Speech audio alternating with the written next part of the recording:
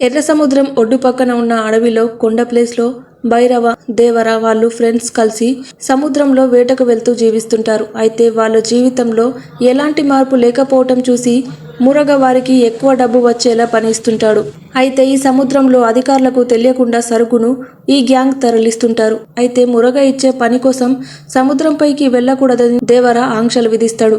దాంతో దేవరను చంపడానికి భైరవ్ ప్లాన్ చేస్తాడు.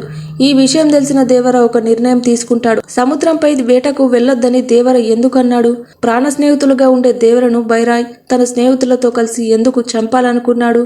దేవర మీద జరిగిన కుట్రను తెలుసుకొని ఎవరికి చెప్పకుండా సముద్రంపైకి దేవర వెళ్ళాడు.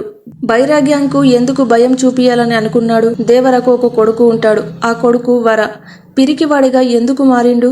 వరతో హీరోయిన్ లవ్ స్టోరీ ఎలా నడిచింది? లాస్ట్కి దేవర తిరిగి వచ్చిండా? 4 గ్రామాల కోసం వర ఏం చేసిండు అనే ప్రశ్నలకు ఆన్సరే ఈ దేవర మూవీ.